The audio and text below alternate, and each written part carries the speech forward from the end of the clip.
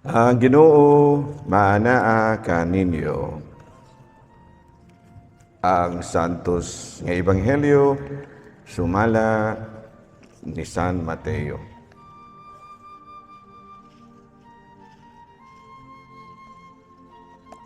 Unya gisaway ni Jesus ang mga lungsod diin himuan niya ang kadaghanan sa iyang mga milagro, kaya ang mga tao wala man maghinulsol sa ilang mga sala. Pagkaalaot ni mo Corazin, pagkaalaot sa sab ni mo Betsaida, kay kung ang mga milagro nga nahimo diha kaninyo didto pahimua sa Tiro ug sa Sidon, ang mga tao didto dugay na unta nga nagsapot og sako ug nagbulibod ug abo sa ilang ulo aron pagpaila nga sila naghinulsol sa ilang mga sala. Busa hinumdumi nga sa adlaw sa paghukom, ang Diyos mas maluoy pa sa mga taga-Tiro ug taga-Sidon kay kaninyo. Ug ikaw, Kapernaum, buot kang mubayaw sa imong kaugalingong ngadto sa langit. Itambog ka hinuon ngadto sa impyerno. Kay kung ang mga milagro nga nahimo diha kanimo didto pahimuan sa Sodoma, ania paunta kini karong adlaw. Busa hinumdumi nga sa adlaw sa paghukom, ang Diyos mas maluoy pa sa Sodoma kay kaninyo. Mga igsuon ko diha ni Kristo ang Ebanghelyo sa Ginoo. Daygon ikaw, O Kristo. Manglingkod palihog.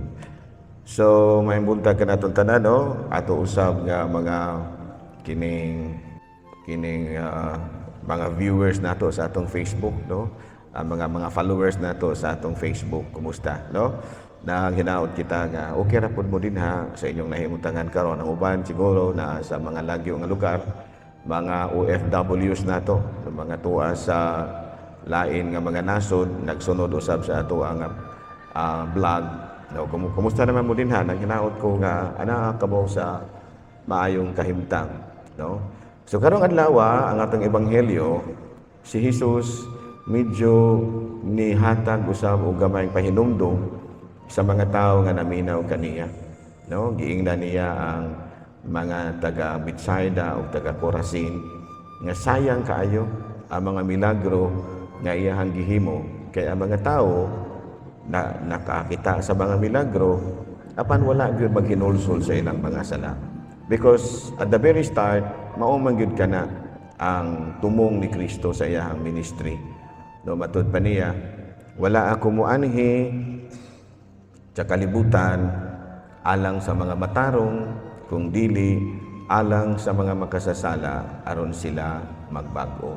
And that's the reason nga ang atong Ginoong Jesucristo medyo dunay mga pamulungon kabahin sa mga naminaw kaniya nga nangayo og milagro.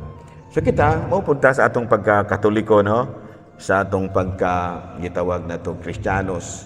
Kanunay kitang nagsimba, kanunay kitang nagdebosyon sa mga santos, doon na kita magrosaryo kada adlaw, doon na po kita mga tulumanon, no? Kada adlaw, magnovena, pero dili pa dahil ka naigo, no? Matod pa ni Kristo.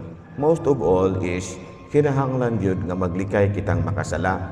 O kung makasala man gani, maghinulsol yun ta sa atong mga sala. So sa ako nang giwali kagahapon, dili gina malikayan nato isip Kristiyanos nga makasala kita kay tao ra man lang kita, na atay gitawag nato sa in English og weakness, no? Weakness or concupiscence. Pero matud palagi sa ako nang ginaingon, ang pagpakasala tawhanon apan ang pagpasaylo balaanon.